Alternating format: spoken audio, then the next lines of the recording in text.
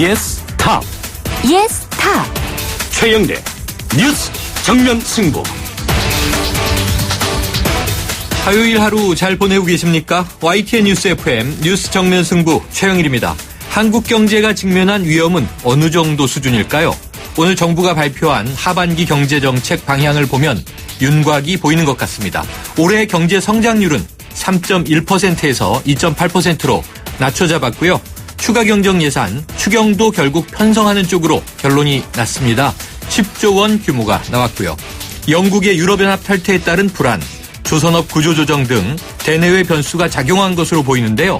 문제는 이렇게 하면 경기 급락을 막을 수 있을 것인가 하는 여부입니다. 뿐만 아니라 추경도 반복적으로 이루어지면서 재정 부담만 늘리는 것 아니냐, 이런 비판도 이어지고 있습니다. 오늘 뉴스 정면 승부 3부에서는요. 기획재정부 이찬우 차관보를 연결해서 정부의 하반기 경제정책의 방향 구체적으로 살펴보겠습니다. 2부에서는 새누리당 정우택 의원을 만나봅니다. 어제 비박계 김용태 의원이 당권 도전을 선언하면서 청와대와 친박계를 정면으로 겨냥한 발언들을 쏟아냈는데요. 이에 대한 입장과 함께 당 혁신 과제 등에 대한 입장 들어보겠습니다. 뉴스 정면 승부 지금 시작합니다.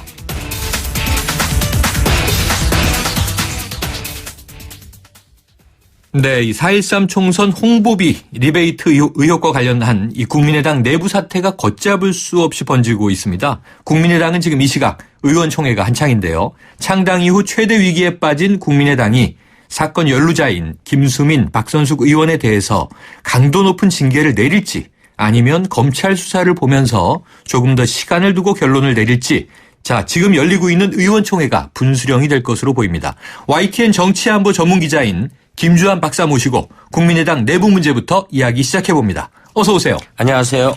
자, 오늘 새벽이었죠. 이 리베이트 의혹과 관련해서 왕주연 사무부총장은 전격 구속. 자, 국민의당 분위기 충격에 빠졌죠? 왜 충격에 빠졌냐 스스로 아마 반문해 볼 필요가 있을 것 같아요. 네. 국민의당은. 왜냐하면은 본인들이 3주 전에 사실 무근이다. 당 아하. 지도부가 이렇게까지 배수진을 쳤었어요. 네. 그런데 갈수록 3주 만에 이게 검찰 수사 과정에서의 혐의가 사실 굉장히 구체화되고 이러니까 설마 했던 분이거든요. 네. 그런데 이 문제가 왜 사회 문제하고 좀 이 비난을 받는 소지 중에 하나가 네. 당 지도부들이 남한테는 그동안 정치적 언쟁을 굉장히 원칙적이고 굉장히 잣대를 네. 엄중한 잣대를 냈어요. 그런데 네. 이 3주간의 내부 뭐 진상조사 이런 과정에서 보면요. 고무줄 잣대였죠. 아하. 자기들한테는 굉장히 그 우호적으로 이런 것이 사실은 국민들과 괴리감을 벗어났기 때문에 네. 이번 이 사태가 사실은 걷잡을 수 없게 되고 결과론적으로는 국민의당한테는 굉장히 마이너스 요인으로 작용하고 있는 거죠. 네, 이거 외부에 대해서와 내부에 대해서 고무줄 잣대였다. 굉장히 따끔한 지적해 주셨는데요.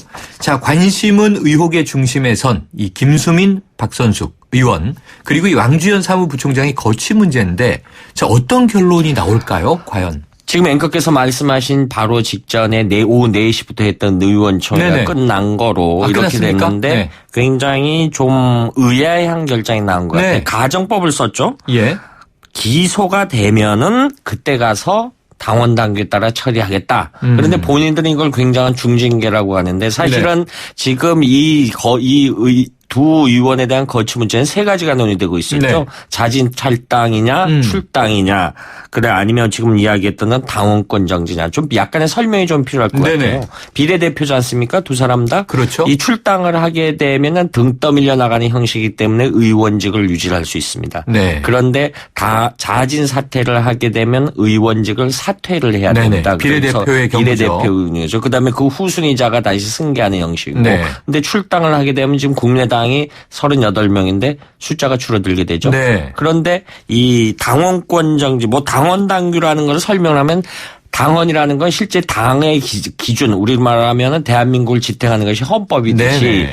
당의 규칙이 있고 큰 그 당원이라는 규칙의 세부 조항이 이제 당규, 당의 일종의 규칙, 규범인데 이거에 따라서 당원권 정지, 좀 청취자들 이해를 돕게 하면 당원의 권한을 정지시킨다라는 의미인데요. 네.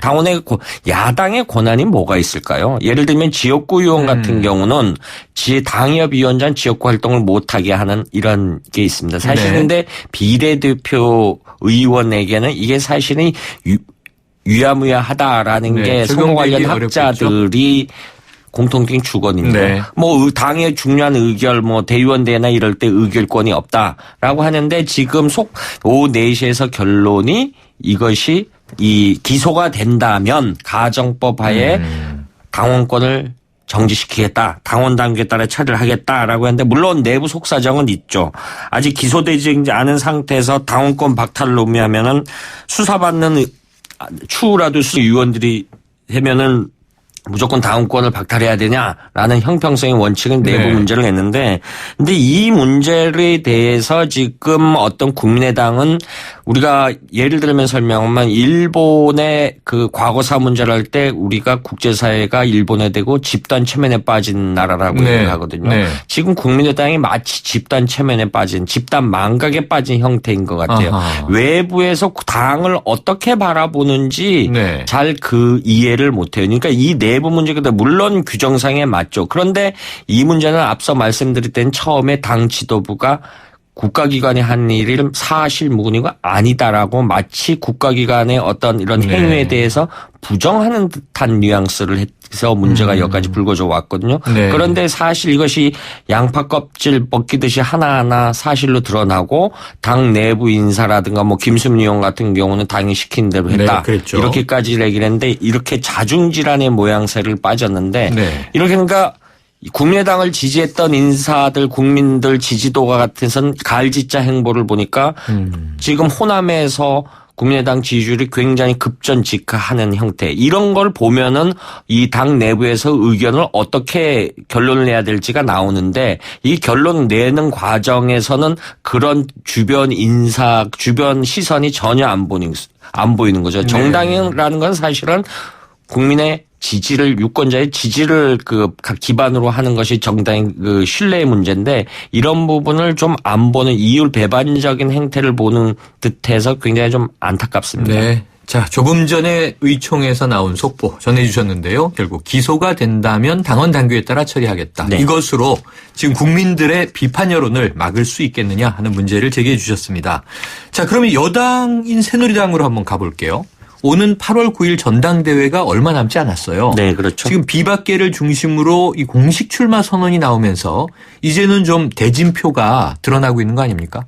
새누리당 관계자가 이런 얘기를 하더라고요. 총선 이후에 새누리당은 무늬만 있고 안은 실질적으로 당은 2개가 있는 것 같다라는 이야기를 하더라고요. 이른바 비박계와 친박계로 나눠져서 굉장히 그 물과 기름 같은 형태를 보이고 해서 좀 안타깝다 이런 말씀을 하더라고요. 그런데 일단 김용태 의원이죠. 친박계 반발로 혁신위원장을 사퇴했던 어제 처음으로 그 당대표에 도전하겠다라고 공식 선언을 했어요. 실질적으로 공식 선언한 사람은 김용태 의원 한 사람이죠. 그래서 자천 타천 거론되는 것이 지금 비박계에서는 정병국, 이해운, 김용태라는 삼각구도인데 문제는 이제 친박계에서 누가 과연 당대표에 도전을 하겠느냐라는데 뭐 아무래도 좌장이라고 할 수 있는 최경환 의원의 거치 문제가 있죠. 최경환 의원이 나올 수 있고 그다음에 아무래도 또 주변에 볼 땐 서청원 전 대표, 서청원 의원이 출마하지 않겠느냐라는 이런 가능성도 엿볼 수 있고요. 그 근거 중에 하나가